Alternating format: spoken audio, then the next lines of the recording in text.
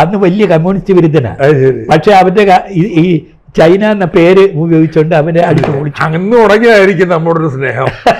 AKG പോയി രക്ഷിക്കാൻ പോയി അല്ലേ? അങ്ങനെയാണ് നടന്നത്.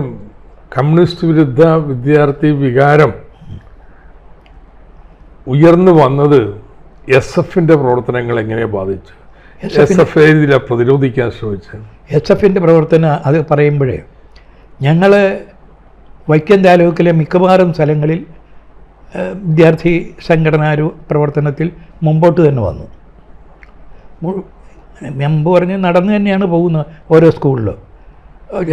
അതിൻ്റെ ചെറിയ അനുഭവങ്ങളുണ്ട്. അപ്പം അന്ന് ഈ ആക്രമണങ്ങൾ തുടങ്ങി. ഞങ്ങളുടെ വൈക്കത്തിൻ്റെ കിഴക്കൻ ഭാഗം കടുത്തുരുത്തി മേഖലയിൽ നിന്നൊക്കെ നേരിട്ട് ശാരീരിക ആക്രമണം കൂടി തുടങ്ങിയിട്ടുണ്ട്.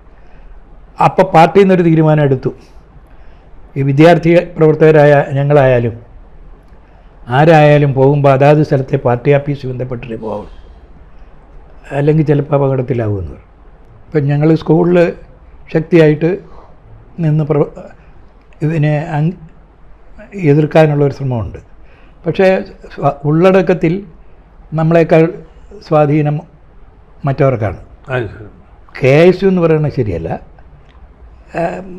എതിരായിട്ട് വിമോചന സമരത്തിൻ്റെ ബന്ധത്തോടു കൂടി നിൽക്കുന്നു. ഞാൻ സാറിനെ ആദ്യമായിട്ട് പരിചയപ്പെടുന്ന എതിർവിധികളുടെ ആദ്യമാണ്.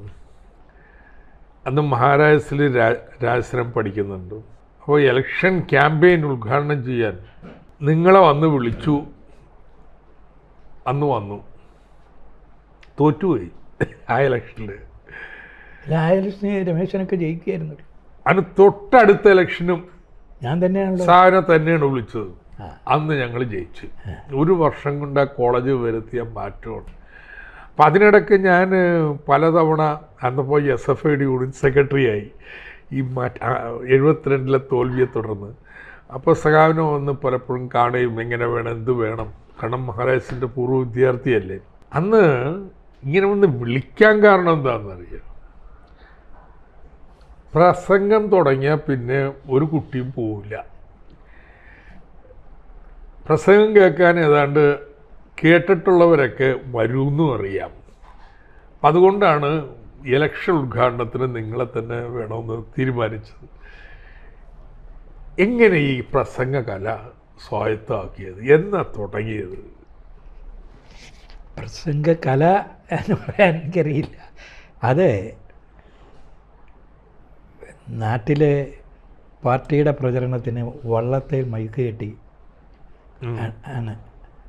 അപ്പോൾ ഞാൻ കൊച്ചാണ്, ഒരു 7-8 വയസ്സുണ്ട്. അപ്പോൾ എന്നെയും കൂടി എൻ്റെ ചിറ്റമ്മയുടെ മകൻ വാസുദേവൻ, പുള്ളി എന്നെയും കൂടി കൂട്ടിക്കൊണ്ടുപോകും വള്ളത്തെ ഇരുത്ത്. എന്നിട്ട് ഇടയ്ക്കിടയ്ക്ക് സംസാരിപ്പിക്കും. അങ്ങനെയാണ് സംസാരം തുടങ്ങുന്നത്. ഇത് ചെറിയ രീതിയിൽ സംസാരിച്ചു. അത് പിന്നെ ഒരു ഫ്ലുവൻ്റായിട്ട് വർത്താനം പറയുന്ന രീതിയിലോട്ട് വന്നു. അതൊരു പിന്നെ ഒരു 10-12 വയസ്സായപ്പോൾ കാര്യങ്ങളൊക്കെ വർത്താനം പറയാവുന്ന രീതിയിലായി ഞാൻ. അപ്പോൾ സ്കൂളിൽ പഠിക്കുന്നു? സ്കൂളിൽ. അപ്പോൾ ഞാൻ 12ാമത്തെ വയസ്സിലാണ് SF ചേരുന്നത്. ഗോമാധവൻ വന്നിട്ട് ഒരു യൂണിറ്റ് രൂപീകരിക്കുക. അപ്പോൾ അന്ന് നമ്മുടെ നക്സൽ രാമേന്ദ്രൻ അഖിലേന്ത്യാ സെക്രട്ടറി ഇല്ലേ, ബോൾഷെവിക്, അതെ KN രാമേന്ദ്രൻ, അയാൾ അവിടുത്തെ സ്റ്റുഡൻ്റാണ്. പിന്നീട് അയാൾ അവിടുത്തെ റിക്കാർഡ് മാർക്കാണ് അയക്കല്ല, അയാളെ ഇൻ്റർവ്യൂവിനും അങ്ങനെ എല്ലാത്തിനും. അപ്പോൾ അയാളൊന്ന് ആ യൂണിറ്റിൽ അയാളുണ്ട്. CK ലില്ലിയുണ്ട്, പെരുമ്പഴ ഗോപാലകൃഷ്ണൻ്റെ ഭാര്യ. അവരെല്ലാം സീനിയറാണ്. എൻ്റെ ഈ ചിറ്റമ്മയുടെ മകൻ ചേട്ടൻ ആണ് സെക്രട്ടറി ആയിട്ട് വരുന്നത്. അപ്പോൾ ആദ്യത്തെ ഒരു മെമ്പർഷിപ്പ് അതാണ്. പിന്നെ അത് ആ രംഗത്ത് പിന്നെ വർത്തമാനം പറയാൻ തുടങ്ങി. ആളുകൾ, പ്രത്യേകിച്ചും ഇവർ സംസാരിക്കാൻ പ്രേരിപ്പിക്കുന്നവർ, ഇപ്പം ഒന്ന് ഗൗരിദാസ് നേരെ, അയാൾ വീട്ടിലാണ് താമസം. പിന്നെ CK വിശ്വനാഥൻ്റെ പ്രസംഗം ശ്രദ്ധിച്ചുകൊണ്ടിരുന്നു. അദ്ദേഹം വീട്ടിൽ വന്ന് ഭക്ഷണം കഴിച്ചുകൊണ്ടിരിക്കും. ഒരു ഒളിവിൽ കഴിയുന്ന ഒരു കാലം ഉണ്ടായിരുന്നു. അപ്പോൾ അവരെ ആ രീതിയിൽ പിന്നെ അവരോടൊരു സിമ്പതിയും തുടങ്ങിയിട്ടുണ്ട്. അത് സത്യമാണ്. അവരിവിടെ വന്നാൽ ഭക്ഷണം കഴിക്കാതെ പട്ടിണിയൊക്കെ ആയിട്ടാണ് കയറി വരുന്നത് രാത്രിയിൽ. ആ ഭക്ഷണത്തിൻ്റെ മുമ്പിലിരിക്കുമ്പോൾ ചോറ് ഉരുട്ടിയാൽ അവരുടെ കണ്ണിൽ നിന്ന് കണ്ണുനീര് വരും. അങ്ങനെ ഒരു സ്ഥിതി. 3-4 ദിവസം പട്ടിണിയൊക്കെ കഴിഞ്ഞിട്ടാണ് ഇവരെല്ലാം വന്നത്. അങ്ങനെ അന്നത്തെ വൈക്കത്തെ നേതാക്കന്മാരിൽ ശ്രീനിവാസൻ മാത്രമേ കൂടുതലായിട്ട് വരാതുള്ളൂ. ബാക്കി എല്ലാവരും അവിടെ ഇങ്ങനെ വന്നുകൊണ്ടിരിക്കും. കാരണം എൻ്റെ ഒരു ചേട്ടൻ അധ്യാപകൻ, മൂത്ത ചിറ്റമ്മയുടെ മകൻ, ഇളയറ്റമ്മയുടെ മക്കൾ, ഇവരെല്ലാം പാർട്ടിയായി. ആദ്യമായിട്ട് സംസാരിച്ച പൊതുയോഗം ഓർമ്മയുണ്ടോ? അതെനിക്ക് അത് കൃത്യമായിട്ട് ഓർക്കുന്നില്ല. സ്കൂളിൽ ഒരു ഡിബേറ്റിംഗ് സൊസൈറ്റിയിൽ കയറിപ്പോൾ സംസാരിച്ചത് യഥാർത്ഥത്തിൽ അന്നൊരു പ്രബന്ധം എഴുതി തന്നത് ഗൗരിദാസ് നായരാണ്. ഞാനതിനെക്കുറിച്ച് ഇങ്ങനെ സംസാരിച്ചു.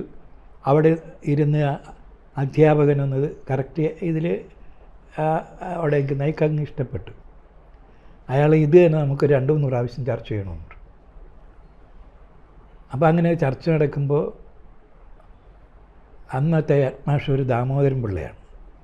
അയാളൊരു പ്രോഗ്രസീവാണ് ആൾ. അയാൾ വന്ന് ഇത് കേട്ടിട്ട് എൻ്റെ കയ്യിൽ നിന്ന് ഈ പ്രബന്ധം വാങ്ങിച്ചുകൊണ്ട് പോയി. എന്നിട്ട് എന്നോട് ചോദിച്ചു, ഇതാരടാ എഴുതിയെന്ന്. ഞാൻ പറഞ്ഞ് ഞാനാ എഴുതിയെന്ന് പറഞ്ഞു. അതൊരിക്കലും അല്ല, അത്ര ആയിട്ടില്ല, നീ ആകണം. എന്നോട് പറഞ്ഞ വായിക്കണം, പുസ്തകങ്ങൾ വായിക്കണം, സ്വന്തമായിട്ട് എഴുതണം. ഇങ്ങനെ എഴുതി തരുന്നത് മാത്രം പോരാ, എന്നിട്ട് സംസാരിക്കണം. ആ ഒരു പൊതു സംസാരം ഒരുപക്ഷെ അതായിരിക്കും. അയാൾ വിളിച്ചുകൊണ്ട് പോകുമ്പം അധ്യാപകൻ മറ്റു വിദ്യാർത്ഥികളൊക്കെ ധരിച്ച് വലിയ ശിക്ഷയാണ് വരാൻ പോകുന്നത്. അദ്ദേഹം എന്നോട് പറഞ്ഞു ഇങ്ങനെ തന്നെ പറഞ്ഞു, മാർക്സൊക്കെ പഠിക്കണം, നന്നായി പഠിക്കണം, വെറുതെ മുദ്രാവാക്യം വിളി പോരാ എന്ന രീതിയിൽ. എനിക്ക് പഴയത് പറയുമ്പോൾ ഉള്ളൊരു പക്ഷം. അയാൾ പിന്നീട് ഞാൻ കാണുന്നത് മുണ്ടശ്ശേരി മന്ത്രിയായിരിക്കുമ്പോൾ ഇയാൾക്ക് വേഗം പ്രമോഷൻ കൊടുക്കുന്നുണ്ട്. ഹെഡ് മാഷ് എന്ന് DD അങ്ങനെ പോകുന്നുണ്ട്. ആ സർവീസിലുള്ളതായിരിക്കും എന്നാലും. പക്ഷേ അയാൾ എടുത്ത ഒരു സ്ഥിതി ഇതാണ്. ഞങ്ങളുടെ ക്ലാസ്സിൽ ഒരു അധ്യാപകൻ, അത് പിന്നെ അതിൻ്റെ മുകളിലത്തെ ക്ലാസ്സില്ല, ശിപായി ലഹള എന്ന് സ്വാതന്ത്ര്യ സമരത്തെക്കുറിച്ച് പറയുമ്പോൾ അയാൾ വന്ന് അതിൽ ഇടപെടുന്നു. എപ്പോഴും എല്ലാ ക്ലാസ്സിലും ഇങ്ങനെ നടന്നുകൊണ്ടിരിക്കുക. പുള്ളി കയറി പറഞ്ഞു, അങ്ങനെ പറയാൻ പറ്റില്ല എന്ന് പറഞ്ഞു. അധ്യാപകനൂടെ അതൊന്നാം സ്വാതന്ത്ര്യ സമരമാണ്, കുട്ടികളെ അങ്ങനെ പഠിപ്പിക്കണം. ഇതിപ്പോൾ പറഞ്ഞ 3 പേരുകൾ പറഞ്ഞു, PS ശ്രീനിവാസൻ, CK വിശ്വനാഥൻ, ഗൗരിദാസൻ നായർ. ഇതിൽ ആദ്യം പറഞ്ഞ 2 പേരെയും കേരളത്തിനൊക്കെ ഇപ്പോഴും ഓർമ്മയൊക്കെയുണ്ട്. എന്നാൽ ഗൗരിദാസൻ സാവിനെ ഇപ്പോൾ അങ്ങനെ ആരും അധികം ഓർക്കാറില്ല. എനിക്ക് അദ്ദേഹത്തെ ഓർമ്മ വരുന്നത്, ഞങ്ങൾ മഹാരാജാസിൽ ക്ലാസ് എടുക്കാൻ കൊണ്ടുപോകാമായിരുന്നു. രാജസാറിനെ കൊണ്ട് പറയിച്ചിട്ട് സ്ഥിരമായിട്ട് ക്ലാസ് എടുക്കാൻ ഇവിടെ നിന്ന് അവിടം വരെ വരുന്ന ഒരാളായിരുന്നു. ഗൗരിദാസൻ കുറിച്ചുള്ള ഒരു ഓർമ്മകൾ എന്താ, വിലയിരുത്തൽ എന്താ? ഞാൻ പറഞ്ഞല്ലോ, ഗൗരിദാസൻ നായർ വീട്ടിൽ വരുമ്പോൾ വ്യക്തി എന്ന രീതിയിൽ അദ്ദേഹം ചൊറിയൊക്കെ പിടിച്ച് അങ്ങനെ ഭക്ഷണം കഴിക്കാതെ അങ്ങനെയൊക്കെയാണ് എവിടെ നിന്നെങ്കിലും കയറി വരുന്നു. അത് ഞങ്ങളുടെ വീട്ടിൽ വന്നതല്ല, നമ്മുടെ ഉമാദേവിയുടെ വീട്ടിൽ ചെല്ലുമ്പോഴും അങ്ങനെ തന്നെ. എപ്പോഴും വായനയാണ്. അതിന് ഉള്ള പുസ്തകങ്ങൾ ഇങ്ങനെ അടുക്കി അവിടെ തന്നെ വയ്ക്കുന്ന ഒരു സ്ഥിതിയുണ്ട്. മാവോ ചിന്തകളൊക്കെ ആ കാലത്ത് തന്നെ ഏറ്റവും ശക്തിയായി വായിച്ചുകൊണ്ടിരിക്കും. പാർട്ടി സാഹിത്യങ്ങളെല്ലാം കൃത്യമായി വായിച്ചുകൊണ്ടിരിക്കും. പിന്നെയാണ് അദ്ദേഹത്തെക്കുറിച്ച് മനസ്സിലാകുന്നത്. അദ്ദേഹം അവിടുത്തെ ഏറ്റവും വലിയൊരു സമ്പന്നൻ്റെ മകനായിരുന്നു. വൈക്കം ടൗണിൽ അവിടെ ആദ്യം ഒരു തിയേറ്റർ തുടങ്ങുന്നത് മുരുകൻ തിയേറ്റർ അയാളാണ്. ഇന്ന് നമ്മൾ KSEBയുടെ ഒരു ഇത് കാണുന്ന ആ വല്ലകം, ആ പ്രദേശം മുഴുവൻ അദ്ദേഹത്തിൻ്റെ ആയിരുന്നു. അതുപോലെ മുറിഞ്ഞപുഴ നിങ്ങൾ ഇവിടുന്ന് അങ്ങോട്ട് പോകുമ്പോൾ കാണുന്ന, ഇപ്പോൾ തൈത്തലയല്ല, മുമ്പ് തൈത്തലയായിരുന്നു, ആ പ്രദേശം മുഴുവൻ ഏക്കർ കണക്കിന് ഭൂമി അങ്ങരുടെയായിരുന്നു. അദ്ദേഹം സിലോണിൽ നിന്ന് വന്ന് സമ്പന്നനായിട്ട് തന്നെ നിന്നു. അതിൻ്റെ ഇടയിൽ എന്തോ മാറി, തകർന്നു, തരിപ്പണമായി, ഒന്നുമില്ലാതെ ഈ മുറിഞ്ഞപുഴയിലുള്ളത് കാഞ്ഞിരപ്പള്ളിക്കാർ ലേലത്തിൽ പിടിച്ചു. അങ്ങനെയൊക്കെയുള്ള ഒരു സ്ഥിതിയായിട്ട് ഗൗരിദാസ് നായരുടെ വീട് പട്ടിണിയായി. ഗൗരിദാസ് നായരുടെ അനിയൻ്റെ കൂട്ടുകാരനാണ്, ഞങ്ങൾ ഒരുമിച്ച് പഠിക്കുന്ന ആ സ്ഥിതി സോമ ചൂടൻ. പിന്നെ ഗൗരിദാസൻ നായരെ മനസ്സിലാകുന്നത് ഒരു പങ്കജാക്ഷൻ നായർ ഒരു വാടക വീട് എടുത്തു കൊടുത്തിട്ട് അവിടെയാണ് അമ്മയും ഗൗരിദാസൻ നായരുടെ പെങ്ങളും സോമചൂടനും താമസിക്കുന്നത്. ഈ ഗൗരിദാസൻ നായർ കുറച്ച് നാൾ നക്സലിസത്തിലേക്കൊന്നും പോയി. അത് വരുന്നത് പ്രത്യേക കാലഘട്ടത്തിലാണ്. അത് കഴിഞ്ഞ് പുള്ളി 57 ഗവൺമെൻറ്റൊക്കെ വന്ന് ആ ഒരു പ്രത്യേക സാഹചര്യത്തിലാണ് ഖാദി ബോർഡിൽ ഒരു ജീവനക്കാരനായി, എന്തോ ഉയർന്ന ഉദ്യോഗസ്ഥൻ. ആ സമയത്ത് പുതുവാളൊക്കെ ഉണ്ടായിരുന്ന ഒരു സമയമാണ്. അതിനകത്ത് അയാളന്നേരം ആദ്യം പോയപ്പോഴത്തേക്ക് ഈ രംഗത്തു നിന്നല്ല ഒരു മാറ്റം വന്നിരുന്നു. അപ്പോൾ പിന്നെ അതിൽ നിന്ന് പിന്നെ നമ്മുടെ പാർട്ടി രണ്ടായതിന് ശേഷം ആണ് അവിടെ നിന്നത് വിട്ടു വന്നത്. അവിടെ നിന്നത് വിട്ട് നാട്ടിലോട്ട് വരുമ്പോഴും വേറെ ഒരു വലിയ ഇതൊന്നുമില്ല. പ്രാക്ടീസ് തുടങ്ങാൻ തീരുമാനിച്ചെങ്കിലും വലിയ കാര്യമായിട്ടൊന്നും നടക്കുന്നില്ല. പിന്നെ തീവ്രവാദത്തിൽ നിന്ന് തിരിച്ച് പാർട്ടിയിലേക്ക് വന്നു അല്ലേ? അപ്പോഴാണ് ഞങ്ങൾ മഹാരാഷ്ട്രയിലേക്ക് വിളിക്കാൻ തുടങ്ങി. അതെ, പാർട്ടിയിലോട്ട് വരുമ്പോഴാണ് നിങ്ങൾ വിളിച്ചത്. അത് അപ്പുറമില്ല. അത് കഴിഞ്ഞിട്ടും ആണ് പിന്നെ പുള്ളി അതൊരു പാർട്ടി വിട്ട് തീവ്രവാദത്തിൽ തന്നെ നിൽക്കുന്നു, എന്നാൽ അല്ല എന്നുള്ള നിലയിൽ തന്നെ വാങ്ങുന്നു. അങ്ങനെയുള്ളൊരു സാഹചര്യത്തിലോട്ട് വരുന്നു. അപ്പോൾ ഇതിനെക്കുറിച്ചൊക്കെ വളരെ ശക്തിയായിട്ട് തന്നെ നിൽക്കും. അപ്പോൾ പുള്ളി 65 കഴിഞ്ഞ് 70 തിരഞ്ഞെടുപ്പ് വരുമ്പോൾ പുള്ളി സജീവമാണ്. 65 അങ്ങായിട്ടില്ല. കൊയ്ക്കത്ത് തിരഞ്ഞെടുപ്പ്. അപ്പോഴാണ് CPIക്കാർ അതിരൂക്ഷമായി ആക്രമിക്കുന്ന സ്ഥിതി വരുന്ന പുള്ളിയെ. അങ്ങനെ പുള്ളി TV പുരത്ത് ചെന്ന് തത്മേഷിൻ്റെ ശവോടിയിരുത്തുന്ന ഒരു കൂടി മണ്ണുമൊക്കെ എടുത്തുകൊണ്ട് വന്ന് ടൗണിൽ നിന്നൊരു പ്രതിജ്ഞയും. അന്നൊക്കെ വൈക്കം വിശ്വൻ എന്നുള്ള രീതിയിൽ അങ്ങനെ ഒരു പേര് എനിക്കില്ല.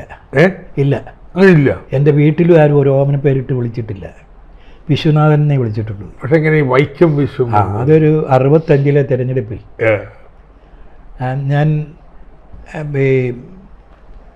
JDT ഇസ്ലാമിൽ നിന്ന് തിരിച്ചു വന്ന് വിദ്യാർത്ഥി രംഗത്ത് നിൽക്കാൻ ചാത്തുണ്ണി മാഷ് പറഞ്ഞല്ലോ.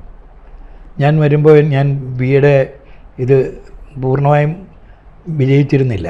അന്നാമത് എഴുതിയേക്കാന്ന് പറഞ്ഞ് വീട്ടുകാർ നിർബന്ധിച്ചിട്ട് അന്ന് അവിടെ കോട്ടയത്ത് നിന്ന് പഠിക്കാൻ തീരുമാനിച്ചു. അപ്പോൾ ആ സമയത്ത് ഞാൻ വിദ്യാർത്ഥി പൂർണ്ണമായിട്ടും KSFൻ്റെ സംഘടനാ പ്രവർത്തനം ഉണ്ടാക്കുകയാണ്, ഇത് AISF എന്ന് മാറാൻ. അങ്ങനെ നിൽക്കുന്ന സമയത്ത് എല്ലാവരും ജയിലിൽ കിടക്കുകയാണ്, ആരും പ്രസംഗിക്കാനില്ല. അതൊരു അങ്ങനെ എറണാകുളത്തൊക്കെ നമ്മൾ പിണറായി വിജയനെ കൊണ്ടൊക്കെ ഉദ്ഘാടനമൊക്കെ ചെയ്യിച്ചാൽ പറവൂരിൽ തെരഞ്ഞെടുപ്പ് റാലി ഉദ്ഘാടനം ചെയ്യുന്ന പിണറായി വിജയനായിരുന്നു അന്ന് 65. ഞാൻ തന്നെ ഓരോരുത്തരെ കൊണ്ടുപോയി ഓരോ സ്ഥലത്ത് കൊടുക്കാനും എറണാകുളംകാർ പറഞ്ഞിട്ട്, അന്ന് ഞാൻ എറണാകുളംകാരനായിട്ടാണല്ലോ അവരുടെ മുമ്പിൽ. അപ്പം അതുകൊണ്ട് ഞാൻ കൊടുത്തത് 65. അപ്പോൾ കോട്ടയത്ത് ആരുമില്ല. അപ്പോൾ പിന്നെ പ്രസംഗിക്കാൻ ഈ വേറെ ഒന്നുമില്ല, സംഘടനയൊന്നുമില്ലല്ലോ. അപ്പം പ്രസംഗിച്ചിട്ട് ഈ കാര്യങ്ങൾ വിശദീകരിക്കുകയാണ്, പാർട്ടി കാര്യങ്ങളുമല്ല. അതിന് ഞാൻ ഇറങ്ങി പ്രസംഗം തുടങ്ങി. അപ്പോൾ രാവിലെ 6 മണി മുതൽ വൈകുന്നേരം 6 മണി വരെ കോർണർ യോഗം. അത് കഴിഞ്ഞാൽ പിന്നെ പബ്ലിക് മീറ്റിംഗ്. ഇത് വന്നു കഴിഞ്ഞപ്പോഴത്തേക്ക് കോട്ടയംകാർ പറഞ്ഞു, അപ്പോൾ എന്നെ നമ്മുടെ സ്ഥാനാർത്ഥിയെ എതിർക്കുന്ന കോൺഗ്രസ് സ്ഥാനാർത്ഥി എൻ്റെ ഒരു കസിൻ്റെ ബ്രദറിലാണ്. ആ കസിൻ്റെ കൂടെയാണ് ഞാൻ താമസിക്കുന്നത്. അപ്പോൾ അതിൻ്റെ എം പി ഗോവിന്ദൻ നായരുടെ ഇളയ സിസ്റ്റർ മാരേജ് ഇരിക്കുന്നത് ഞാൻ മുമ്പ് പറഞ്ഞ വാസുദേവൻ എന്ന് പറഞ്ഞ ആളുടെ ചേട്ടൻ. എല്ലാവരും പാർട്ടിക്കാരാണ്. അത് കല്യാണം കഴിച്ചെന്ന് വെച്ചാൽ അവർക്കൊരു മാറ്റവും. അപ്പോൾ ഞാൻ അവിടെ നിൽക്കുന്നു. അപ്പോൾ ഒരു പ്രശ്നമാണെന്നുള്ള നിലയിൽ അന്നത്തെ പാർട്ടിക്കാരെ പറഞ്ഞ് നമുക്കൊരു വൈക്കത്തെ കൊച്ചു വിശ്വൻ എന്ന് പറഞ്ഞാൽ മതി. ശരി. അപ്പോൾ കെ വിശ്വനുണ്ട്, സി കെ വിശ്വനുണ്ട്, വൈക്കത്തൊരു കൊച്ചു വിശ്വൻ. ഓക്കെ. അങ്ങനെ കൊച്ചു വിശ്വൻ, അതാണ് വൈക്കം വിശ്വനായി. അത് ശരി. അങ്ങനെയാണ് ഈ വൈക്കം വിശ്വം വീണത്. അതെ. ഞാൻ ഇടയ്ക്ക് മഹാരാഷ്ട്രയിൽ പഠിക്കുമ്പോൾ ചന്ദ്രപ്പനൊക്കെ കൂടി വടയാർ പി വി എന്നൊക്കെ പേരൊക്കെ ഇട്ട് വിളിച്ചു. എന്ത്? പി വിശ്വനാഥനാണല്ലോ, വടയാർ പി വി എന്നൊക്കെ ഇട്ട് വിളിച്ചു. അല്ലാതെ ഞാൻ എൻ്റെ വീട്ടിലോ നാട്ടിലോ അങ്ങനെ ഒരു ഇത് ഉണ്ടായിരുന്നില്ല. അങ്ങനെയാണ് ഈ വൈക്കം വിശ്വൻ പേര്. പക്ഷെ സഖാവിന് വൈക്കം വിശ്വൻ എന്നുള്ള പേരിൽ പിന്നീട് അത് ആ പേരിൽ അറിയപ്പെടുന്നുള്ളൂ. പിന്നെ ആളുകളുടെ ഓർമ്മയിൽ ഞാനത് അംഗീകരിച്ചു. അതനുസരിച്ച് ഈ നോമിനേഷനും അതൊക്കെ കൊടുക്കുമ്പോൾ ആ പേരൊക്കെ വെച്ചാൽ നമ്മുടെ പാർട്ടി സഹാക്കളുടെയും ഒക്കെ ഓർമ്മയിൽ ഈ വിദ്യാർത്ഥി യുവജന നേതാവ് എന്നുള്ളൊരു സങ്കല്പമാണ്. നിങ്ങളാ എനിക്ക് തോന്നുന്നു ഒരുപക്ഷെ ഏറ്റവും ദീർഘനാൾ ഈ മേഖലയിൽ പ്രവർത്തിച്ചിട്ടുള്ള ഒരു രാഷ്ട്രീയ പ്രവർത്തനമായിരിക്കും. 12ാം വയസ്സിൽ SF ചേർന്നു. SFI രൂപീകരിക്കുമ്പോഴും ഉണ്ടോ? അപ്പോൾ മാറി ഉണ്ടല്ലോ, ലോ കോളേജിൽ പഠിക്കുന്നുണ്ട്. അല്ല, SFI രൂപീകരിക്കുമ്പോൾ ഞാൻ അത് പോയിട്ടില്ല. ലോ കോളേജ് അപ്പോഴുണ്ട്. അപ്പോൾ SFIയുടെ ഏക ചെയർമാനോ ഒന്നോ രണ്ടോ ചെയർമാന്മാരുള്ളതിൽ ഒന്ന് ഞാനാണ്. Law college chairman. അതെ, 71-72 ലോ കോളേജ് ചെയർമാനാണ്. ഒരു 20-25 വർഷം നീണ്ട ഒരു വിദ്യാർത്ഥി യുവജന പ്രവർത്തന പാരമ്പര്യമാണ്. 20 വർഷം അത് കൊണ്ടുവരും വന്നേക്കും. അതായത് ഞാൻ വിദ്യാർത്ഥി രംഗത്ത് 12ാമത്തെ വയസ്സ് വരുന്നു. ഒരു 8ാം ക്ലാസ്സിലാകുമ്പോൾ ഞാൻ SF-ൻ്റെ യൂണിറ്റ് സെക്രട്ടറി ആയി. വൈക്കത്ത് അല്ല, തലയോലപ്പറമ്പ്. ഇപ്പോൾ ബഷീർ മെമ്മോറിയൽ സ്കൂൾ, പഴയ ഹയർ സെക്കൻഡറി സ്കൂൾ. അത് കഴിഞ്ഞ് പിന്നെ ഞാൻ 10ാം ക്ലാസ് ആകുമ്പോൾ താലൂക്ക് സെക്രട്ടറി ആയി. അപ്പോൾ ജില്ലാ ജോയിൻറ്റ് സെക്രട്ടറി ആയി. അപ്പോൾ ഇത് 10ാം ക്ലാസ് എന്ന് പറയുന്നത് 57. ഓ, സർക്കാർ തന്ന സമയം. അന്ന് ജില്ലാ ജോയിൻറ്റ് സെക്രട്ടറി ആയി. അത് കഴിഞ്ഞ് അന്ന് തോമസ് ചായനാംകുന്നേല മറ്റാണ് ജില്ലാ സെക്രട്ടറി. അന്ന് നമുക്ക് ആ കാലത്ത് ഈ സർക്കാർ നമ്മുടെ കമ്മ്യൂണിസ്റ്റ് മന്ത്രിസഭയിൽ ഇരിക്കുമ്പോൾ ഉള്ളൊരു വിദ്യാർത്ഥി പ്രവർത്തകൻ എന്നുള്ള രീതിയിൽ ഉള്ള ഓർമ്മകൾ എന്താണ്? കാരണം അന്നത്തെ സർക്കാരിനെതിരായിട്ടുള്ള വലിയ ഒരു പ്രക്ഷോഭത്തിൻ്റെ തുടക്കം വിദ്യാർത്ഥി മേഖലയിൽ നിന്നാണ്. നമ്മുടെ ഒരിണ സമരം, വൈക്കവും അതിനോട് ബന്ധപ്പെട്ട് വരുന്ന അവിടെ കുറച്ച് പ്രക്ഷോഭമൊക്കെ ഉണ്ടായിട്ടുണ്ട്.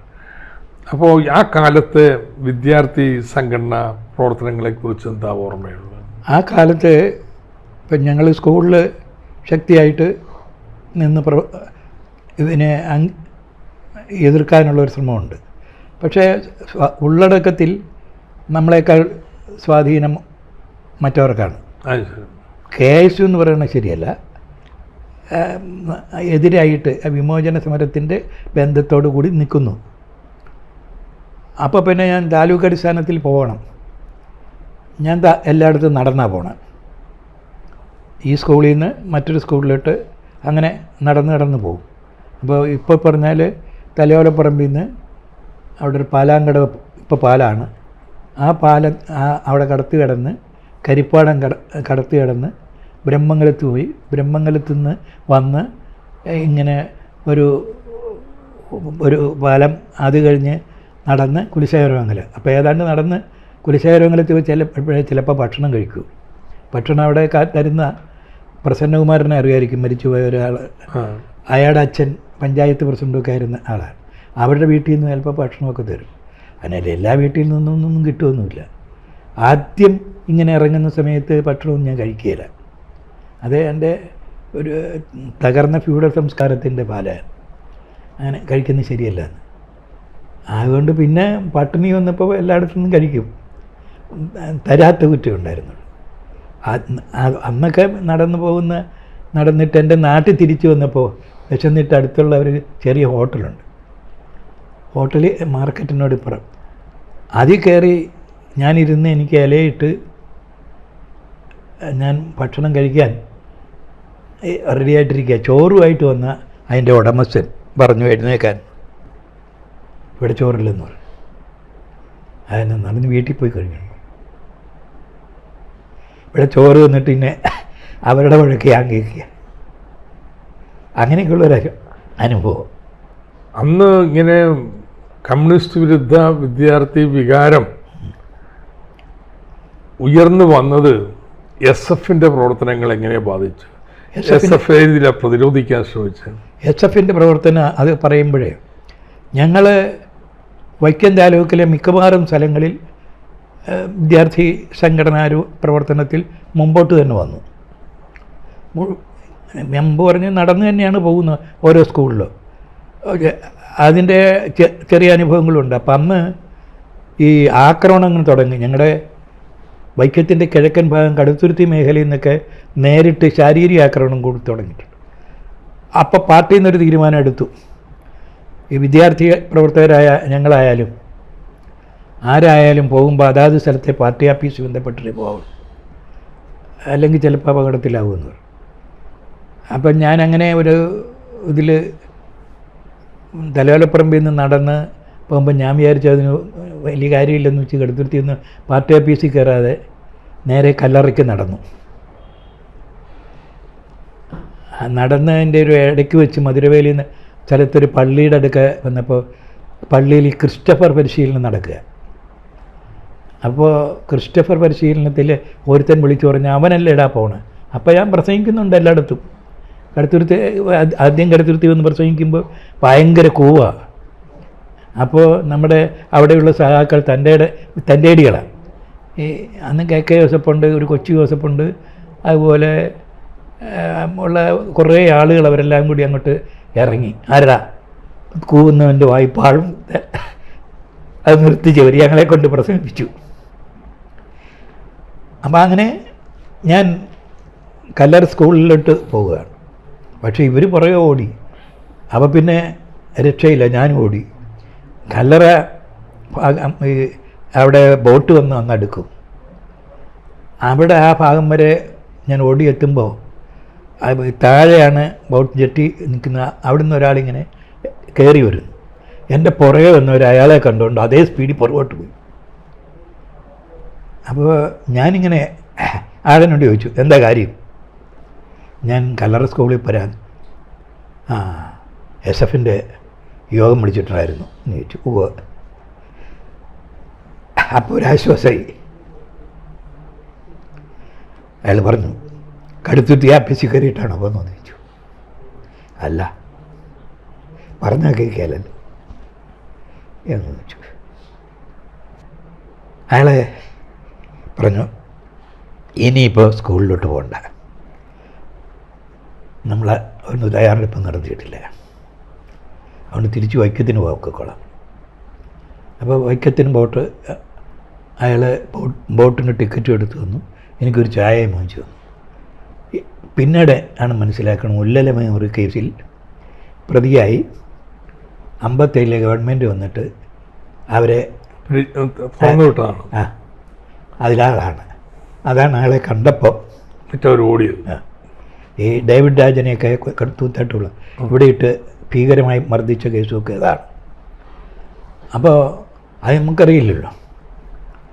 പിന്നെ ഞാൻ ചെറുപ്പത്തിൽ നമ്മുടെ ഇവരുടെ വർത്തമാനവും മറ്റു കാര്യങ്ങളും. ഒരു ദിവസം ഒരു വലിയ പ്രകടനമല്ല, ഒരു 10-25 പേരുള്ള ഒരു പ്രകടനം. എല്ലാവരും വലിയ കൊടിയൊക്കെ പിടിച്ച് ഞങ്ങളുടെ മാർക്കറ്റിൻ്റെ ഇപ്പോഴും ആ കവല കാണാം. അവിടെ ഇങ്ങനെ നോക്കി അന്തം വിട്ട് നിൽക്കുമ്പോൾ ഇവരിങ്ങോട്ട് വരുന്നുണ്ട്. ഈ പ്രകടനം വരുമ്പോൾ എല്ലാവരും ഇങ്ങ് ഓടി മാറുക.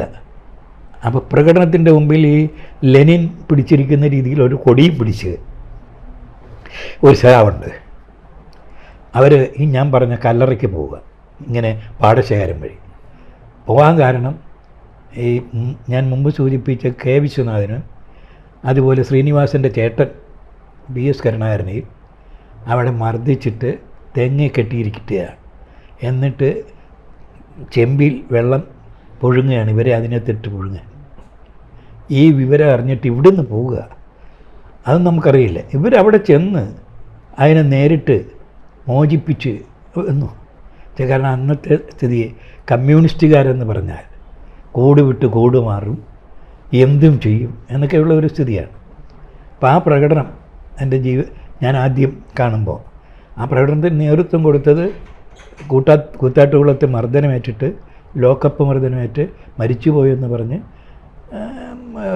എന്താ പേപ്പട്ടി കടിച്ച് മരിച്ചെന്നോ മറ്റോ പർസിലി തിറക്കി പുറത്തുവിട്ട ഒരു രാഘവനാണ്.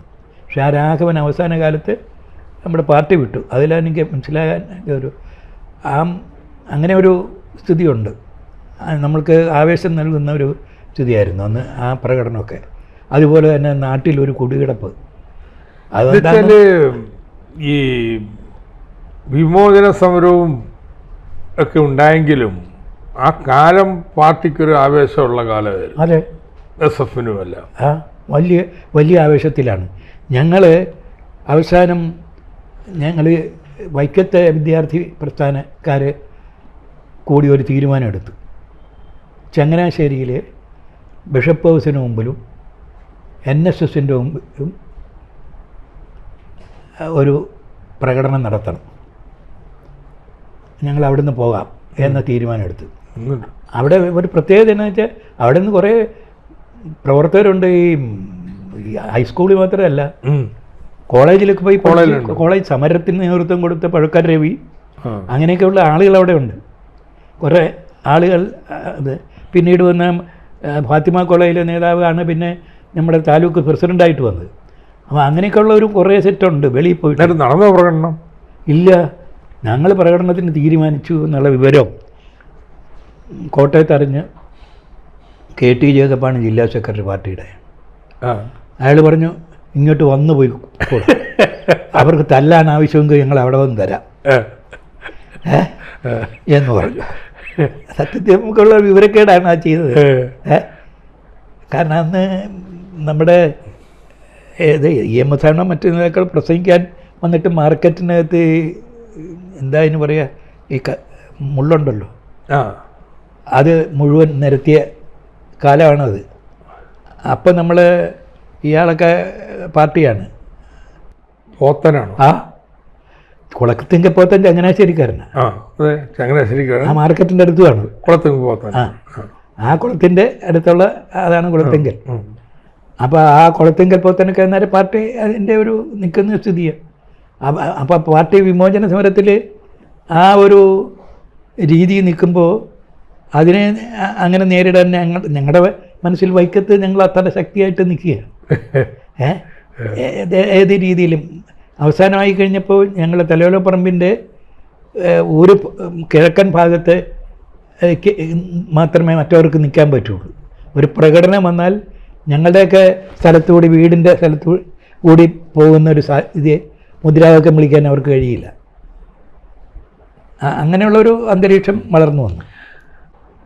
ഞാൻ താലൂക്കിലെ എല്ലാ സ്കൂളിലും പോകും. എനിക്ക് മുമ്പ് സെക്രട്ടറി ആയിരുന്ന ആൾ അത്രയും പോകുകയില്ലായിരുന്നു.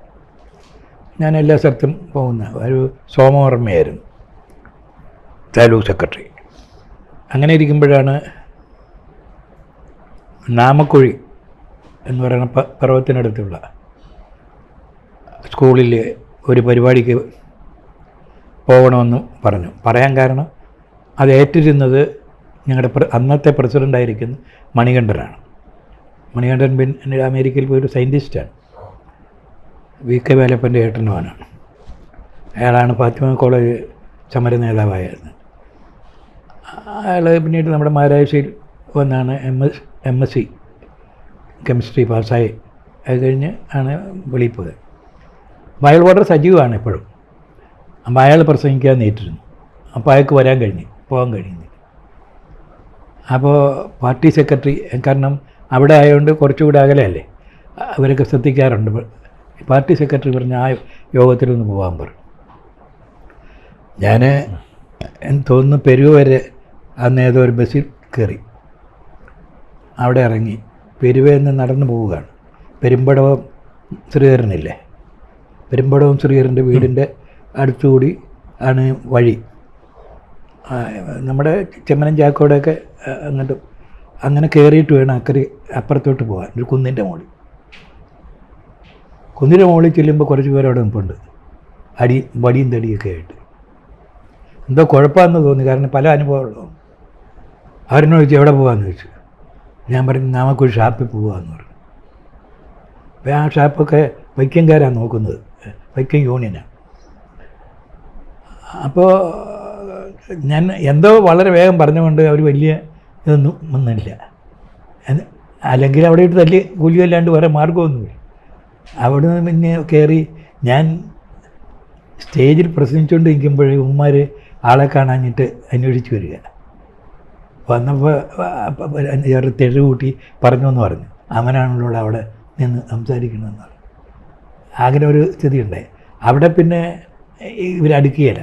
ചെത്തൊഴിലാളികൾ ഈ അന്ന് അതൊക്കെ ഉണ്ട്, കത്തിയൊക്കെ എടുത്ത് ചെത്തൊഴിലാളികൾ നിൽക്കും. എവിടെയും എല്ലാ സമരമുഖത്തും അവർ നിൽക്കും. അതുകൊണ്ട് തന്നെ ഞങ്ങൾ വിദ്യാർത്ഥികൾ ചെത്തൊഴിലാളി സമരം വന്നപ്പോൾ അവരെ സഹായിക്കാൻ നിന്നിട്ടുണ്ട്. ഈ കേര കർഷക സംഘമൊക്കെ വരുമ്പോൾ അതിന് എതിരെ ഞങ്ങൾ പോയിട്ടുണ്ട്. തെങ്ങേറ്റ തൊഴിലാളിയുടെ സമരത്തിനും പോയിട്ടുണ്ട്. അതൊക്കെ ഒരു പ്രത്യേക അനുഭവങ്ങളാണ്. അന്ന് കൂടെ ഉണ്ടായിരുന്ന ഒരു ഔസപ്പിൻ്റെ തൻ്റെ ഇടം ഞങ്ങളുടെ എല്ലാം ചെറിയ ചെറിയ തോടാണ്. ഇന്ന് ഈ മറവന്തുരുത്ത് പഞ്ചായത്തിൻ്റെ എല്ലാ ചെറിയ ചെറിയ തോടുകളാണ്. അപ്പോൾ പോലീസ് അറസ്റ്റ് ചെയ്യാൻ വരിക, ഒരു തോടിൻ്റെ അപ്പുറം വരുമ്പോൾ പാലാ പിന്നെ ഇങ്ങോട്ട് പോരും. അപ്പോൾ ഈ ഔസപ്പ് പാല ഇങ്ങോട്ട് വലിക്കും, പോലീസിനവിടെ നിൽക്കുകയെ നിവൃത്തിയുള്ളൂ. അപ്പോൾ ഞങ്ങൾക്ക് മുമ്പോട്ട് പോവാം. അങ്ങനെയൊക്കെ എല്ലാം വിദ്യാർത്ഥികൾ ചെയ്യുന്ന ചില പരിപാടികളാണ് അത്തരം കാര്യങ്ങളിൽ. അപ്പോൾ ഇതെല്ലാം കഴിഞ്ഞ് നമ്മുടെ വിമോചന സമരം കഴിഞ്ഞ് കോൺഗ്രസ് അധികാരത്തിൽ വന്നു. പക്ഷെ അപ്പോഴേക്കും പാർട്ടിക്കുള്ളിലുള്ള ചേരുതിരിവ്, എൻ്റെ ചില ശബ്ദങ്ങളൊന്നും എപ്പോഴാണ് സഖാവ് ഇങ്ങനൊരു ഭിന്നത ഉണ്ട് എന്ന് ഞാൻ വിദ്യാർത്ഥിയുടെ പറഞ്ഞിട്ട് പോകുന്ന ആരില്ല ഇല്ല നല്ലത്. ഞാൻ ഇവിടുന്ന് വെച്ചിട്ട് പിന്നെ നിർമ്മല കോളേജിലാണ് പോയി ചേർന്നത്, പ്രീ യൂണിവേഴ്സിറ്റിക്ക് ചേരുമ്പോഴും ഞാൻ SF-ൻ്റെ പ്രവർത്തകനാണ്. അപ്പോഴത്തേക്ക് ഞാൻ സ്റ്റേറ്റ് കമ്മിറ്റി മെമ്പറായി. കോഴിക്കോട് സ്റ്റേറ്റ് സമ്മേളനത്തിൽ വെച്ച് എന്നെ സ്റ്റേറ്റ് കമ്മിറ്റിയിലോട്ട് എടുത്തു. ചന്ദ്രപ്പൻ സെക്രട്ടറിയും ആൻ്റണി തോമസ് പ്രസിഡൻറ്റും. പ്രസിഡന്റ് ആരാണ്? ആൻ്റണി തോമസ്, ചന്ദ്രപ്പൻ സെക്രട്ടറി. വൈസ് പ്രസിഡന്റുമാരും പ്രസിഡന്റുമാരും പിൽക്കാലത്ത് Kanyapuram Ramendran, Vattiyoorkavu Ramendran, KN Ramendran joint secretary ആണോ എന്ന് സംശയമുണ്ട്. അർജുനൻ പിള്ള നമ്മുടെ കൊല്ലത്തുണ്ടായിരുന്നു, അയാൾ എൻ്റെ ട്രഷറർ. പിന്നെ കാക്കനാടൻ്റെ അനിയൻ അന്ന് ആ സമ്മേളനത്തിൽ പ്രതിനിധിയാണ്. അവർ പിന്നീട് ഇവരെല്ലാം അങ്ങനെ ഒരു വത്സല പ്രതിനിധിയാണ്, P. വത്സല. സ്റ്റേറ്റ് കമ്മിറ്റിയിൽ അവർ വന്നു, പക്ഷെ അവർ പിന്നെ കണ്ടിട്ടില്ല ഞാൻ കമ്മിറ്റിയിലും. അപ്പോൾ അത് അങ്ങനെ നമ്മുടെ ഒരു വലിയ ഇതായിട്ട് വരുന്ന ഒരു വിഭാഗമാണ്. അപ്പം അതിൻ്റെ ഉള്ളിൽ എന്നാണ് ഇങ്ങനെ ഒരു ചേരുതിരിവ് പ്രത്യക്ഷപ്പെട്ടത്? സംഘടനയുടെ ഉള്ളിൽ ചേരുതിരിവ് കുറേ കഴിഞ്ഞിട്ടേ വന്നുള്ളൂ, വിദ്യാർത്ഥി സംഘടന. ഞാൻ ആ കോളേജിൽ നിന്ന് വിട്ടിട്ട് പിന്നീട് പോയി ചിറ്റൂർ ഗവൺമെൻറ് കോളേജിൽ മാധവൻസിന് ചേർന്നു. അത് 60-ലായിരുന്നു. 60-ൽ വിമോചനസമരം കഴിഞ്ഞ് തെരഞ്ഞെടുപ്പ് നടക്കുമ്പോൾ അവിടെയും ഇത് പറഞ്ഞ പോലെ ജയബാലമേനോനാണ് പ്രധാനം ഉണ്ടായിരുന്നു. അയാൾ കൽക്കത്തയ്ക്ക് പഠിക്കാൻ പോയി. സംസാരിക്കാൻ ആളില്ല. തെരഞ്ഞെടുപ്പിൽ ബാലചന്ദ്ര മേനോനും KV നാരായണൻ ദ്വയാംഗ മണ്ഡലത്തിൽ മത്സരിക്കുക. എനിക്ക് തോന്നി ശിവരാമഭാരതി അങ്ങനെ രണ്ടെണ്ണം എതിർക്കുന്നു. അപ്പോൾ പ്രസംഗിക്കാൻ ആളില്ലാത്തതുകൊണ്ട് ഓടി നടന്ന് പ്രസംഗിച്ചു. അതുകൊണ്ട് തന്നെ അവിടുന്ന് എന്നെ ഡിമോട്ട് ചെയ്തു. അങ്ങനെയാണ് മഹാരാജ് വന്നത്. അങ്ങനെ അങ്ങനെ ചിറ്റൂർ കോളേജിൽ നിന്ന് ഈ ചിറ്റൂരിൻ്റെ പോകാൻ കാരണം അത് ഇത്ര ദൂരമുള്ളത്. ഞാൻ അന്ന് ചിറ്റൂരെന്ന് അറിയപ്പെടുന്ന സ്ഥലം അന്ന് അതല്ല, എന്തോ മാധവൻസിനോടൊക്കെയുള്ള താല്പര്യമൊന്നും എനിക്ക് മനസ്സിലുണ്ട്. അപ്പോൾ ഞാൻ ആ ശിക്ഷ വരുന്ന കാരണം എന്താ വെച്ചാൽ അതിൻ്റെ ഡിപ്പാർട്ട്മെൻറ്റ് ഹെഡായിട്ട് ഇരിക്കുന്നൊരു ജോൺ മുണ്ടശ്ശേരി എന്ത് സ്ഥലം മാറ്റി അതിന് ധാർമ്മിക രോഷം വിമോചനമരത്തിന് അനുകൂലം PS വേലായുധൻ, അയാളും വലിയ കമ്മ്യൂണിസ്റ്റ് വിരുദ്ധൻ. അപ്പോൾ അങ്ങനെയുള്ള ഒരു സ്ഥിതിയിലാണ് നമുക്ക് ഇതിന് തിരിച്ചടി വന്നത്. എന്നുവെച്ചാൽ ഞാൻ വലിയ ബ്രില്യൻ്റായിട്ട് എന്നെ വിട്ട് ഇതെന്നുള്ളതല്ല, സാധാരണ അങ്ങനെ ചെയ്യാറില്ല. നമ്മളെവിടെ ഡിമോട്ട് ചെയ്യുന്ന ഒരു സ്ഥിതിയിലോട്ട് വന്നു. പിന്നെ അവിടുത്തെ ജീവനക്കാരുടെ സഹായം കൊണ്ട് അവരെന്നോട് പറഞ്ഞ് ഞങ്ങൾ പറ്റിച്ചു തരാം, എല്ലാ TCയുടെയും കൂടെ ഇതും കൂടി എഴുതി വെച്ച് ഒപ്പിടിച്ച് ഞങ്ങൾ തരാം, എവിടെയെങ്കിലും പോയി ചേർന്നോളാൻ പറഞ്ഞു. അവർ ഡിമോട്ട് ചെയ്യാൻ ഇവിടെ സ്ഥലം വിട്ടു. ഫസ്റ്റ് ഇയർ കിട്ടി. ഫസ്റ്റ് ഇയർ പോയി. അത് കഴിഞ്ഞ് ഞാൻ വന്ന് മഹാരാജസിൽ BA മലയാളത്തിന്. അപ്പോൾ വീണ്ടും മഹാരാജസിൽ പഠിക്കുമ്പോഴായിരിക്കണം പാർട്ടിയിലുള്ള ഭിന്നത ചവിട്ടിലെത്തുന്നത്. അതെ, അതൊരു ഞങ്ങൾക്ക് ആരാണ് ആദ്യമായിട്ട് ഇങ്ങനൊരു അഭിപ്രായ വ്യത്യാസത്തെക്കുറിച്ച് ഗൗരവമായിട്ടിരുന്ന് വർത്തമാനം പറഞ്ഞത്? അല്ല, പാർട്ടി പ്രവർത്തനത്തിലെ ആദ്യത്തിലെ ഞാൻ മുമ്പ് പറഞ്ഞല്ലോ, എൻ്റെ ഒരു ചേട്ടൻ വാസുദേവൻ റെയിൽവേയിൽ ജോലിക്കാരനായിരുന്നു മദ്രാസിൽ. അപ്പോൾ പുള്ളി പാർട്ടി കാര്യങ്ങളൊക്കെ എഴുതി അയക്കും. അങ്ങനെ ഇടയ്ക്ക് വന്നിട്ട് നമ്മുടെ പാർട്ടിയിൽ എല്ലാവരും എല്ലാം പാർട്ടിയല്ല എന്നൊക്കെ എന്നോട് പറയാൻ തുടങ്ങി. അത് കഴിഞ്ഞ് ആ ആശയം പുള്ളിയെ സ്വാധീനിച്ചു. ഏറ്റവും സജീവമായി നിന്ന വേറൊരു ചിറ്റമ്മയുടെ മകനുണ്ട്. ആ പുള്ളി സ്റ്റാലിനിസ്റ്റ് എന്നാണ് മാറിപ്പോകുന്നവരെ കുറിച്ചെന്ന് പറഞ്ഞത്. ഇത് കൃത്യമായിട്ട് ഇങ്ങനെയുള്ള എനിക്കൊരു അപ്പോൾ രാമമൂർത്തിയോ ചിന്തനോ എന്തെങ്കിലും ബന്ധമുണ്ടോ എന്നും എനിക്കറിയില്ല. പുള്ളി അന്നേരം ഇതിനെക്കുറിച്ചുള്ള അതാണെങ്കിൽ ആദ്യത്തെ ധാരണ. 60-ൽ ഞങ്ങളിവിടെ ഇവിടെ വന്നു കഴിഞ്ഞപ്പോൾ സംഘടനയിൽ അന്നേരം SF എന്ന് തന്നെയല്ല, SL എന്നോ മറ്റൊരു പേരിട്ടിട്ടാണ് അവിടെ വർക്ക് ചെയ്യണത്, SFൻ്റെ യൂണിറ്റ്. അപ്പോൾ ഒന്നൊരു ചന്ദ്രനാണ് സെക്രട്ടറി. ഞാൻ വന്ന ഉടനെ തന്നെ എന്നെ പിടിച്ച് സ്ഥാനാർത്ഥിയാക്കുന്നു. അങ്ങനെയൊക്കെയുള്ളൊരു ഇത് നടന്നു. അത് കഴിഞ്ഞ് ഞാൻ ചന്ദ്രൻ മാറി ഞാൻ സെക്രട്ടറി ആകുന്നു. അങ്ങനെയുള്ള ഒരു സമയത്ത് ഞങ്ങളെ ജില്ലയുടെ മറ്റു പ്രവർത്തനത്തിന് ജില്ലയുടെ സെക്രട്ടറിയും പ്രസിഡൻറ്റും ഞാൻ തന്നെയായി. SFൻ്റെ ജില്ലാ സെക്രട്ടറിയും പ്രസിഡൻറ്റും ആളില്ലാത്തൊരു സ്ഥിതി ആ സമയത്ത് വന്നു. അങ്ങനെയുള്ള ഒരു സമയത്ത് ഞാൻ ജില്ലയുടെ മറ്റെല്ലാ പ്രദേശത്തും പോകുന്ന സ്ഥിതിയിലായി. അപ്പം സത്യത്തിൽ അന്ന് കൂടുതൽ ബന്ധപ്പെടുന്നത് ലോറൻസാണ്, ടൗൺ സെക്രട്ടറിയാണ്. അപ്പോൾ ഈ മാറ്റത്തിൻ്റെ ശബ്ദം ലോറൻസിൽ വന്നിട്ടുണ്ട്. അതിനനുസരിച്ച് ലോറൻസ് സംസാരിക്കാൻ തുടങ്ങിയിട്ടുണ്ട്. അങ്ങനെ അപ്പോൾ എനിക്ക് തോന്നുന്നത് ഗോവിന്ദപിള്ള പിന്നെ വിശ്വനാഥമേനോൻ അങ്ങനെ ആയോ എന്ന് എനിക്കറിയില്ല. ആളായെങ്കിലും ഈ രീതിയിലൊരു ഇതായിട്ട് വന്ന സംശയമാണ്. പക്ഷേ ഇവർ ഇങ്ങനെ ഒരു സെറ്റ് അവരുടെ ചർച്ച നടക്കുന്നുണ്ട്. അപ്പോൾ അത് പാർട്ടി പാലക്കാട് സമ്മേളനത്തിന് ശേഷം ഉണ്ടായിട്ടുള്ളതായിരിക്കണം. അത് ഉള്ളൊരു മാറ്റം വന്നിട്ടുണ്ട്. അത് കഴിഞ്ഞിട്ട് ഇങ്ങനെ അതിൻ്റെ ഒരു ചെറിയ 62 ഇന്ത്യ ചൈന ചർച്ച ഏറ്റുമുട്ടൽ വന്നല്ലോ. ഏറ്റുമുട്ടൽ വന്നപ്പം മഹാരാജാസ് കോളേജ് യൂണിറ്റിൽ അതിൻ്റെ പ്രശ്നം വന്നു. യൂണിറ്റിൻ്റെ പ്രസിഡൻ്റായിട്ട് KV ഭാനുജൻ, പിന്നീട് ഗുജറാത്തിലോ മധ്യപ്രദേശത്തോ ഗവൺമെൻറ് സെക്രട്ടറി ആയിരുന്നു. ഭാനുജൻ നാഷണൽ കൗൺസിൽ, കാരണം ആ കമ്മിറ്റിയിലുള്ള പ്രത്യേകത എന്ന് വെച്ചാൽ നാഷണൽ കൗൺസിൽ എടുക്കുന്ന കാഴ്ചപ്പാട് മറ്റതൊക്കെ അനുസരിച്ച് ചർച്ചയും അതൊക്കെ നടക്കുന്നതാണ്. വിദ്യാർത്ഥി കമ്മിറ്റി. ഞങ്ങൾക്കൊരു ഫ്രാക്ഷനുണ്ട്. ഫ്രാക്ഷൻ അത്രയും ഇതായിട്ടില്ല. SRP ഉണ്ട്, BL SRP ഉണ്ട്. നമ്മുടെ ചന്ദ്രശേഖരപിള്ള അയാളായിരുന്നു കൺവീനർ ഫ്രാക്ഷൻ്റെ. പത്തനംതിട്ടയിലെ ആയാങ്കുർ ശങ്കരൻ അയാൾ ജോയിൻറ്റ് കൺവീനർ. പിന്നെ VA രാഘവൻ, രാമേന്ദ്രൻ കാൻഡിഡേറ്റായിട്ട് എടുത്തു. ധനഞ്ജയൻ, ഇത്തരം പേരൊക്കെ ഉള്ളൂ. ഞങ്ങൾ പിന്നെ മിക്കവാറും യോഗം കൂടുന്നത് രവിയുടെ വീട്ടിൽ വെച്ചായിരിക്കും. അതിൽ പി ഗംഗാരം പങ്കെടുക്കും. പിന്നെ ഗംഗാരന്മാർ TK വന്നപ്പോൾ TK പങ്കെടുക്കും. ആ ഒരു സ്ഥിതി. പക്ഷെ ടൗണിൽ ലോറൻസ് ടൗൺ സെക്രട്ടറി ബന്ധപ്പെടുന്നു.